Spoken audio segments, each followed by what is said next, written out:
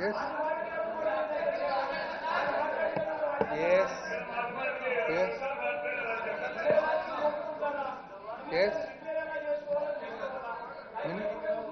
Minister for Legislative Affairs, please. అధ్యక్ష 1 minute. Yes. Yes.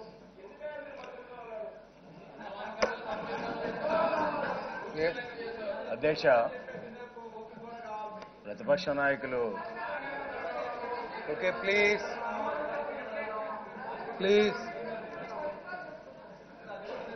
ప్రతిపక్ష నాయకులు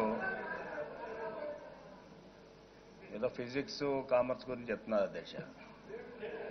సరే ఇక్కడ ఉన్న వాళ్ళంతా కాస్త కోస్త చదువుకునే స్కూల్కి వెళ్ళి ఉంటారు, కాలేజీకి వెళ్ళి చదువుకుని ఉంటారు అధ్యక్ష. ప్రతిపక్ష మమ్మల్ని కన్ఫ్యూజ్ చేస్తారు. ఆయన సెల్ఫ్ కాంట్రడిక్షన్. Okay.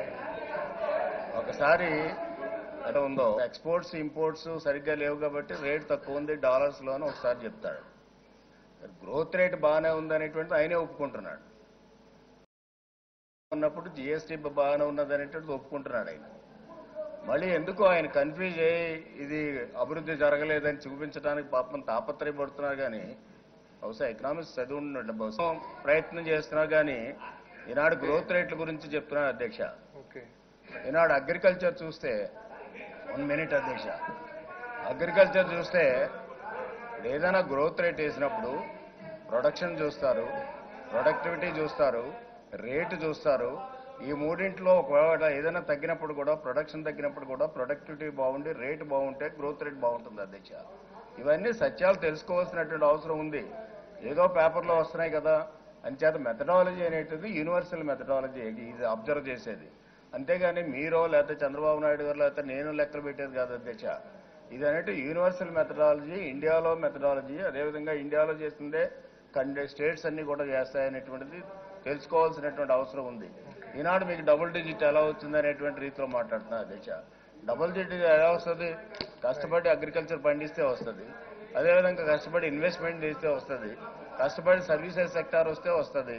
అంటే డబుల్ డిజిట్ ఈ యొక్క స్టేట్ ఏర్పడిన తర్వాత ఏర్పడిన 14లో ఏర్పడితే 15-16లో మనకు వచ్చినటువంటి డబుల్ డిజిట్ గ్రోత్, 16-17లో వచ్చినటువంటి డబుల్ డిజిట్ గ్రోత్, అదేవిధంగా భవిష్యత్తులో కూడా ఇంకా 12% మనం కన్సిస్టెంట్ గా సస్టైనబుల్ గ్రోత్ రేట్ సాధించాలనేటువంటి ఈ ప్రభుత్వం వస్తే ఈ విధంగా సాధించుకుంటా పోతే మాకు మనుగడ ఉండదమో అనేటువంటి భయం అధ్యక్ష ప్రతిపక్షానికి.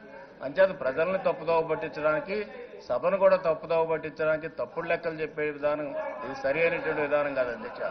రెండోది వచ్చేటప్పటికి ఆయన మాట్లాడితే ఇది టెంపరీ అసెంబ్లీ. ఇది టెంపరీ అసెంబ్లీ కాదు అధ్యక్ష.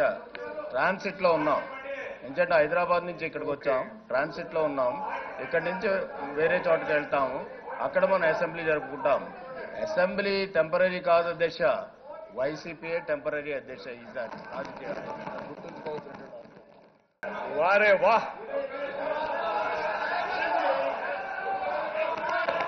నిజంగా గొప్ప అధ్యక్ష. అది నిజంగా ఇంత ఘనంగా వృద్ధి రేటు మనం ఎలా వచ్చింది అన్నది నిజంగా దేవరహస్యం అధ్యక్ష.